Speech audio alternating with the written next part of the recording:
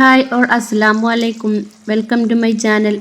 അപ്പോൾ ഞാൻ ഇന്ന് ഉണ്ടാക്കാൻ പോകുന്നത് ബീഫ് കറിയാണ്. വളരെ ടേസ്റ്റി ആയിട്ടുള്ള ഈ ബീഫ് കറി എങ്ങനെയാണ് തയ്യാറാക്കുന്നത് എന്ന് നമുക്കൊന്ന് കണ്ടു നോക്കാം. അപ്പോൾ എല്ലാവർക്കും എൻ്റെ വീഡിയോ ഇഷ്ടമാകുന്നു എന്ന് പ്രതീക്ഷിക്കുന്നു. അതുപോലെ തന്നെ എൻ്റെ വീഡിയോ ആദ്യമായിട്ട് കാണുന്നവരുണ്ടെങ്കിൽ സബ്സ്ക്രൈബ് ചെയ്യുവാനൊന്നും വിട്ടുപോകരുത്. അപ്പോൾ നമുക്ക് നേരെ വീഡിയോയിലേക്ക് പോവാം. ഇത് തയ്യാറാക്കുവാനായി ഞാൻ 1 കിലോ ബീഫാണ് എടുത്തിട്ടുള്ളത്. അത് നല്ലതുപോലെ കഴുകി വെള്ളമെല്ലാം വാർത്തെടുത്തതാണിത്. ഇനി ഇത് തയ്യാറാക്കുവാനായി ഇതിലോട്ട് ആവശ്യമായ ചേരുവകൾ: മീഡിയം വലുപ്പത്തിലുള്ള 3 സവാളയാണ് ഞാൻ എടുത്തിട്ടുള്ളത്. അത് നല്ലതുപോലെ കട്ട് ചെയ്തെടുക്കുക. പിന്നീട് 2 തക്കാളി, അതും ഞാൻ കട്ട് ചെയ്തെടുത്തിട്ടുണ്ട്. 2 പച്ചമുളക്. മുളക് നമ്മുടെ എരിവിനനുസരിച്ച് വേണമെങ്കിൽ കൂട്ടി കൊടുക്കാം. ഞാനിപ്പോൾ ഇവിടെ 2 എണ്ണമാണ് എടുത്തിട്ടുള്ളത്. അപ്പോൾ ഇതൊക്കെയാണ് ഇതിലോട്ട് ആവശ്യമായ ചേരുവകൾ. ഇനി കഴുകി വെള്ളം വാർത്ത് വെച്ച ബീഫ് കുക്കറിലോട്ടിട്ട് കൊടുത്ത് അതിലോട്ട് 3 ടീസ്പൂൺ മല്ലിപ്പൊടി, 1 ടീസ്പൂൺ മുളക് പൊടി, 1 ടീസ്പൂൺ മഞ്ഞൾപ്പൊടി, 1 ടീസ്പൂൺ ഉലുവ, അതിലോട്ട് ആവശ്യമായ ഉപ്പും ഇഞ്ചി വെളുത്തുള്ളി ചതച്ചതും ചേർത്ത് നല്ലതുപോലെ ഒന്ന് മിക്സ് ചെയ്തെടുക്കുക. ഇനി കുക്കർ അടച്ചു വെച്ച് ഒരു 5 വിസിൽ വരുന്നത് വരെ നമുക്കിതൊന്ന് വേവിച്ചെടുക്കാം. ഇനി ഇത് വെന്ത് വരുമ്പോഴേക്കും ഇതിലോട്ടുള്ള മസാല ഒന്ന് തയ്യാറാക്കിയെടുക്കണം.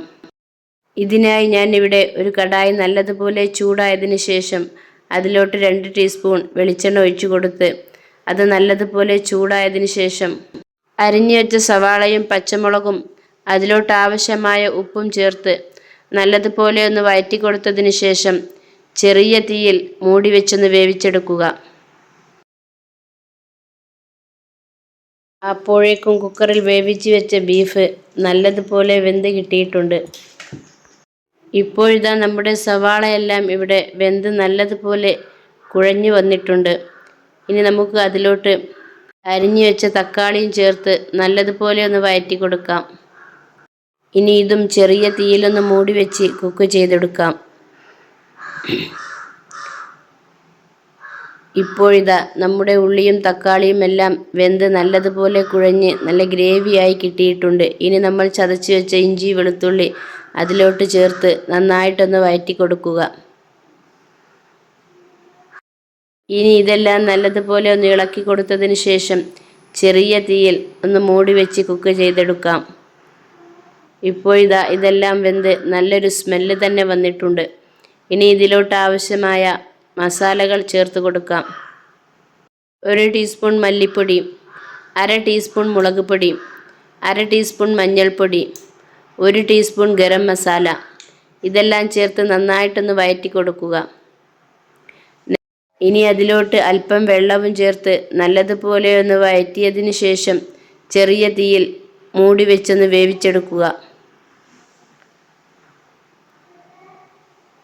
ഇപ്പോഴിതാ എല്ലാതും കൂടി വെന്ത് നല്ലതുപോലെ നല്ല ഗ്രേവിയായി കിട്ടിയിട്ടുണ്ട്. ഇനി നമുക്ക് ഇതിലോട്ട് കുക്കറിൽ വേവിച്ച ബീഫ് ചേർത്ത് കൊടുത്ത് നന്നായിട്ടൊന്ന് ഇളക്കി യോജിപ്പിച്ച് ഇപ്പോഴിതാ നമ്മുടെ ബീഫും മസാലയും നല്ലതുപോലെ വെന്ത് നല്ല ഗ്രേവിയായി കിട്ടിയിട്ടുണ്ട്.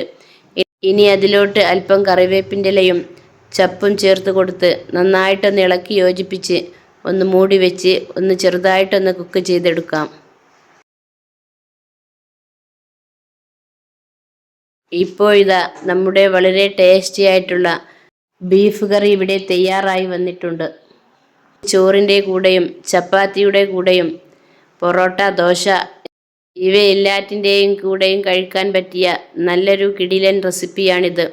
ഇത് നിങ്ങളെല്ലാവരും ഒന്ന് തയ്യാറാക്കി നോക്കൂ. വളരെയേറെ ടേസ്റ്റുള്ള നല്ല അടിപൊളി ബീഫ് കറിയാണ്. ഇതുപോലെ നിങ്ങളെല്ലാവരും ഒന്ന് ട്രൈ ചെയ്ത് നോക്കുക. എൻ്റെ വീഡിയോ നിങ്ങൾക്ക് ഇഷ്ടപ്പെടുകയാണെങ്കിൽ ലൈക്ക് ചെയ്യാനും കമൻറ്റ് ചെയ്യാനും അതോടൊപ്പം സബ്സ്ക്രൈബ് ചെയ്ത് സപ്പോർട്ട് ചെയ്യുവാനും മറക്കല്ലേ. പുതിയൊരു വീഡിയോയുമായി നമുക്ക് പിന്നീട് കാണാം. ഇതെല്ലാവരും ട്രൈ ചെയ്ത് നോക്കി ഇതിൻ്റെ ഫീഡ്ബാക്ക് അറിയിക്കാൻ മറക്കല്ലേ.